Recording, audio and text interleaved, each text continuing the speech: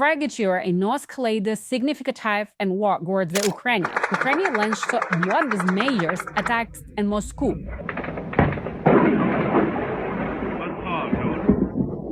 Putin está perdiendo el control sobre Rusia, y el lugar donde se muestra más claramente es la propia capital. En la noche del 7 de julio, Moscú fue atacada fuertemente de nuevo. Según el Moscow Times, más de 430 drones ucranianos llegaron a la capital al mismo tiempo. Su defensa aérea de miles de millones de dólares no pudo detener el enjambre, y al sur, en Belgorod, instalaciones de gas y tanques de combustible del aeropuerto se incendiaron. Pero el verdadero golpe no fue en el cielo, fue en el suelo. Durante semanas, las refinerías, instalaciones de gas y estaciones de servicio que abastecen a Moscú han sido atacadas una por una. Y es desde aquí, desde el lugar más inesperado, que la guerra ha llegado a la puerta de la gente. En la capital de uno de los mayores gigantes energéticos del mundo, la gente común no puede conseguir un tanque de gasolina. Una mujer rusa caminando por las calles de Moscú prácticamente grita a la cámara: Acabo de desperdiciar todo el día en Moscú. Estoy sentado aquí ahora mismo y mi tiempo se está agotando. Acabo de tener todas mis citas y tratamientos de hoy. Si estás hablando de geolocalización. No tengo absolutamente ninguna idea de cómo alguien puede vivir aquí. Estoy tan frustrado. Un viaje en taxi que toma 5 minutos cuesta 1,200 rublos. Y aún así, cuando pido uno, nunca aparece. He estado caminando hacia él durante 15 minutos ahora. ¿Es esto siquiera normal? Estas imágenes por sí solas dicen algo. Este metraje que se derrama desde las calles de Moscú hacia las redes sociales, filas de coches desbordándose en las autopistas, caos, pánico, muestra que se ha cruzado un umbral. La guerra que durante años fue una noticia lejana ahora está en la puerta de los moscovitas, y la gente realmente lo está notando por primera vez. Y esto no está sucediendo en un vacío. Esa misma noche, la cumbre de la OTAN se inauguraba en Ankara, y esta vez era Moscú la que ardía mientras se reunía la cumbre, no Kiev. Algo había cambiado. Zelensky estaba, en efecto, mostrando sus músculos en Moscú antes de siquiera sentarse a la mesa. Dijo que cada nuevo dron podría acercar la guerra un paso más hacia su fin. En otras palabras, jugó su carta de campo de batalla en el mismo momento en que sus aliados se reunieron. Presión, permiso más amplio para que Ucrania ataque profundamente dentro de Rusia. La ira en las calles de Moscú, la pérdida de control del Kremlin y el movimiento de Zelensky en la mesa de la OTAN, todo convergió en la misma noche. Lo veremos paso a paso. Pero primero, un pequeño favor. Análisis independiente de guerra y tecnología como este ha sido suprimido últimamente por el algoritmo, y el video no llega a muchas de las personas que lo desearían. Suscribirse, dar me gusta y dejar incluso una sola palabra en los comentarios nos ayuda directamente a superar eso. Solo toma unos segundos. Comencemos desde el lugar más concreto donde Putin está perdiendo el control, porque lo que realmente sacude una capital no son las flechas en un mapa, sino la persona que no puede llegar al trabajo por la mañana. Moscú y el oblast circundante son una vasta metrópoli de casi 20 millones de personas, y cada célula de esa metrópoli funciona con combustible: taxis, minibuses, camiones, vehículos agrícolas, mensajeros. Cuando se corta el combustible, lo que se detiene no es solo un coche, es el ritmo de toda una ciudad. Muchos videos que circulan en las redes sociales, que no pueden ser verificados de manera individual e independiente, cuentan la misma historia. La gasolina se ha agotado en la mayoría de las estaciones, los precios han subido y las colas se extienden por kilómetros.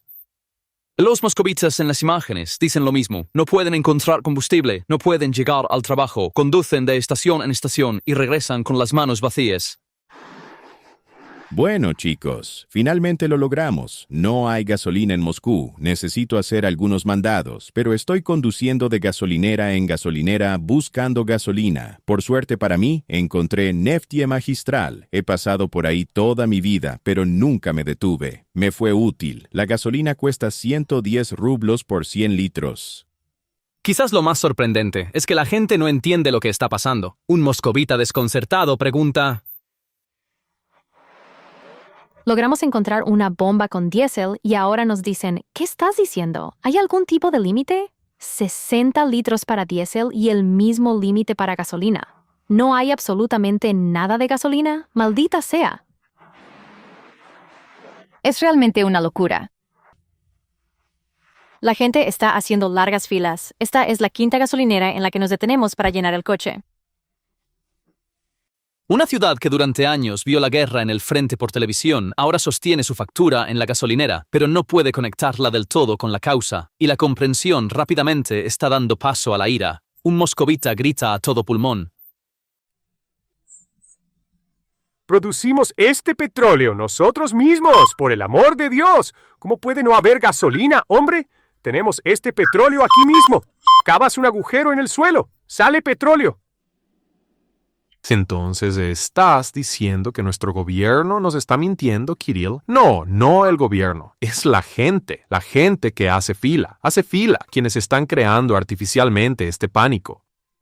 Hay gasolina. La gente incluso está llenando con 10 litros, por amor de Dios. El coche ni siquiera usa tanto, pero lo están llenando por amor de Dios. ¡Demonios! Juro que hay gasolina. Incluso ayer, Putin salió y dijo, hay gas, hay reservas. Pero la gente está creando pánico. ¿Por qué demonios estás creando pánico? Me quedan 30 kilómetros de autonomía, por el amor de Dios. Estoy harto.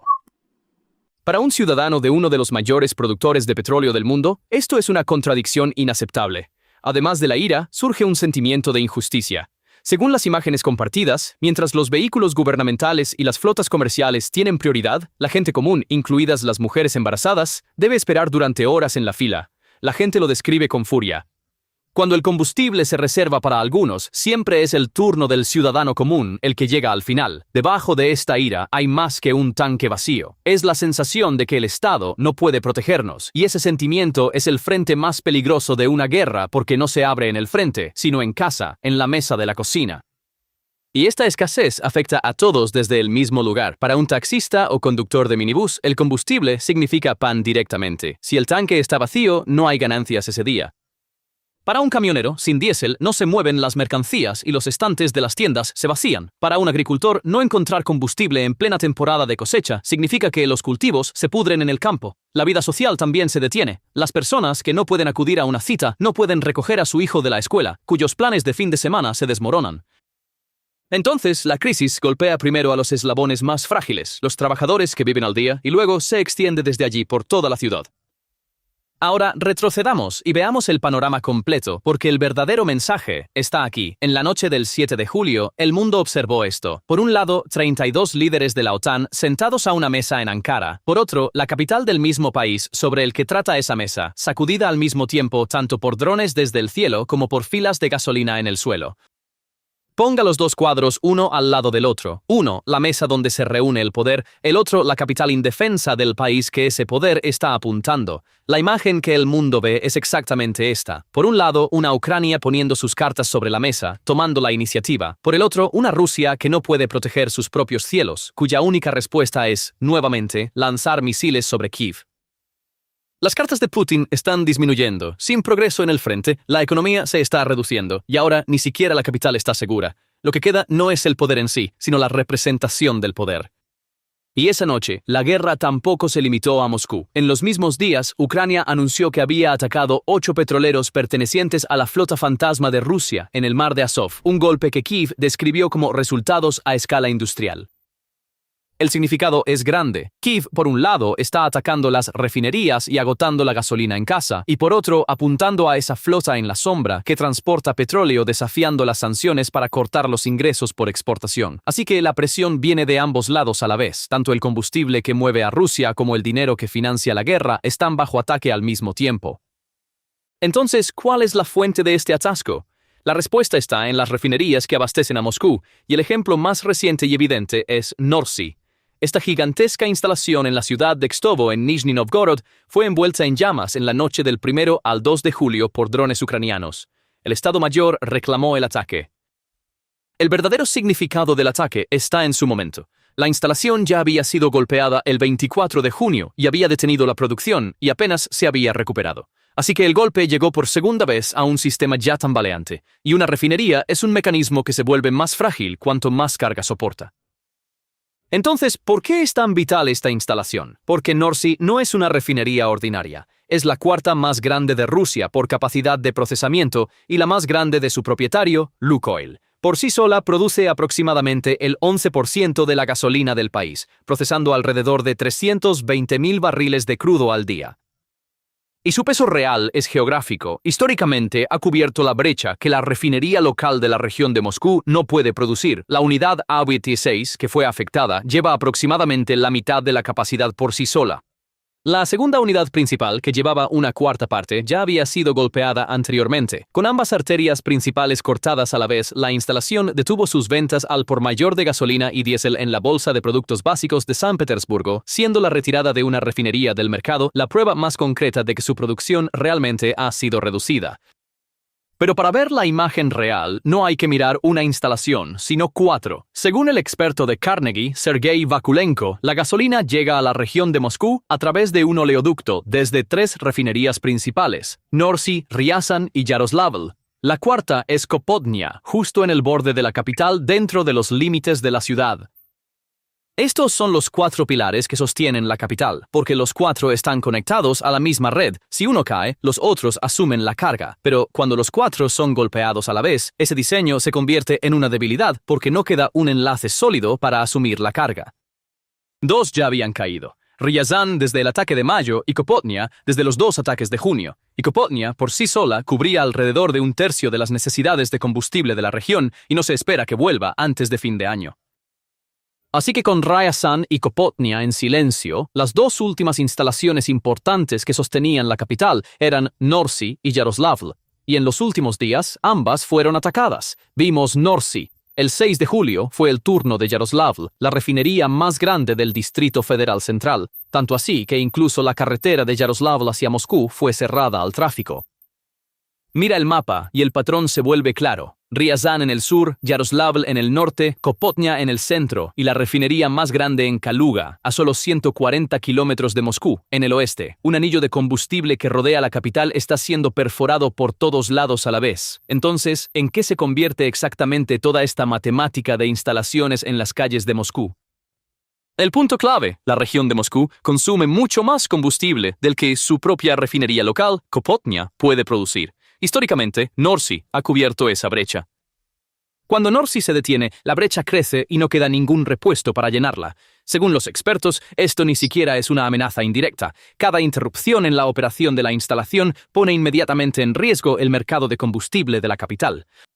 Los ataques a las unidades principales obligan a la instalación a cerrar o reducir la capacidad, lo que reduce las ventas al por mayor y en pocos días se convierte en una escasez en la bomba y luego en un aumento de precios.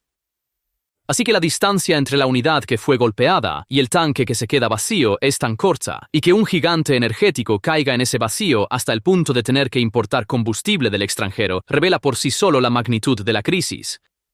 Puedes ver esto de manera más clara en la propia región de Norsy, en Nizhny Novgorod, en una estación de Lukoil, justo al lado de la refinería que fue golpeada. Hay combustible en las horas de la tarde, pero la fila es enorme. La corta distancia entre el ataque y la bomba funciona de esta manera incluso en la ciudad justo al lado de la instalación. Y todo esto no es obra de una sola noche, es parte de toda una campaña. Según un análisis del Financial Times, los drones ucranianos atacaron refinerías rusas al menos 194 veces solo en la primera mitad de 2026. Mayo fue el ritmo mensual récord, y según el Estado Mayor General de Ucrania, desde agosto de 2025, el 42% de la capacidad de refinación de Rusia ha sido eliminada y el sector ha asumido costos de $13.500 millones. Y el alcance ahora no deja ningún lugar lo suficientemente lejos. Dentro de una campaña de ataques profundos de 40 días aprobada por Zelensky, la misma noche que Yaroslavl fue atacada, Ucrania también apuntó a la refinería de Omsk en Siberia, la más grande de Rusia, aproximadamente el 10% de la capacidad del país, y a 2.500 kilómetros de la frontera ucraniana, nada menos. La medida más clara de la escala fue esa misma noche. En la misma oleada, más de 500 drones despegaron, y en la ciudad rusa de Chelyabinsk sonó una sirena de ataque aéreo por primera vez en su historia. Entonces, ¿por qué las refinerías tan insistentemente? Porque estos objetivos cortan 2 arterias a la vez, tanto los ingresos del petróleo que alimentan el presupuesto de guerra del Kremlin, como el combustible que mueve los tanques y aviones del ejército. Zelensky no llama a estos ataques sanciones de largo alcance por nada. Y la campaña ha evolucionado durante un año. Al principio se atacaron instalaciones cerca de la frontera. Ahora el alcance llega a Siberia, el interior más profundo del país. Ya no es un hostigamiento táctico, sino un desgaste sistemático que avanza paso a paso a través de la infraestructura energética de Rusia. La verdadera magnitud de una crisis a veces se revela no por los números, sino por el esfuerzo de ocultarlos. De hecho, la agencia de estadísticas de Rusia, Rosstat, ha dejado de publicar su boletín sobre los precios al consumidor de la gasolina y el diésel. La lógica es simple. Si un problema es realmente insignificante, los datos de precios no se ocultan. El segundo síntoma es una ironía en sí mismo. Un país que durante años usó la energía como herramienta de poder, que intentó disciplinar a Europa con la válvula de gas, ha comenzado por primera vez en mucho tiempo a importar gasolina por mar. Según Modern Diplomacy, 2 petroleros, cada uno de 30 a 40.000 toneladas, partieron de India. La gasolina enviada alcanzó al menos 60.000 toneladas. Rusia también está en conversaciones con Kazajistán para una compra de 50.000 toneladas, y el Kremlin había confirmado, ya el 30 de junio, contactos con países extranjeros sobre compras de combustible a precios favorables. El exportador se está convirtiendo silenciosamente en un importador, y esto es un golpe silencioso a la identidad de superpotencia energética del país. El tercer síntoma está en el terreno. Desde finales de mayo, las ventas de gasolina han sido restringidas en más de 30 regiones rusas, con las medidas más severas en Crimea y Sebastopol. Así que el problema no es solo de Moscú. Se han colocado tapas en las bombas de todo el país. El cuarto síntoma es el más humano, el pánico. Según el experto militar ucraniano Ivan Stupak, y esta es una evaluación unilateral, incluso en la escasez similar que Ucrania atravesó en 2022, no hubo nada en la escala que ahora se ve en Rusia de robar gasolina de los coches de otras personas y peleas en las estaciones. Los números pueden estar tachados, pero la tensión en la fila es difícil de ocultar, y la cara más humana de esta desesperación apela directamente a Putin. Una mujer rusa se dirige a la cámara y pregunta: Vladimir Vladimirovich, ¿qué está pasando en nuestra poderosa Rusia cuando tenemos más que suficiente de todo? Durante 3 días ha estado intentando comprar combustible con cupones de racionamiento y aún no lo ha logrado. ¿Qué clase de burla es esta?, grita ella, pero probablemente su voz no será escuchada, porque Putin solo reconoció esta crisis casi un mes después, y aún así, insistiendo en que la escasez no era crítica. Esa brecha entre no crítica y esta desesperación en la fila es lo que realmente resume toda la historia. Al final, esta noche no se trata de una sola ciudad o una sola fila para gasolina. Lo que realmente muestra es algo mucho más grande. Putin está perdiendo el control a una escala mucho más amplia. La iniciativa en el frente está en manos de Ucrania. La economía se está contrayendo. La ira está creciendo en las calles de la capital. Y en ese mismo momento, la OTAN se sienta a una mesa que declara a Rusia como una amenaza a largo plazo. La invulnerabilidad de Moscú ya se había ido. Ese ya no es el problema. El problema es un sistema entero que está bajo presión desde todos los lados a la vez. Aún así, tenemos que ser honestos. Las imágenes de la calle son de las redes sociales y no están verificadas una por una, y las instalaciones que fueron afectadas, aunque fuera de servicio, no están destruidas. Rusia está apresurándose a reparar e importar, así que esto no es un colapso, sino un desgaste largo y costoso. Y esta tampoco es una historia unilateral. Rusia, en estos mismos días, está lanzando misiles sobre Kiev y los civiles están muriendo. La factura de esta guerra la pagan más gravemente en ambos lados los civiles.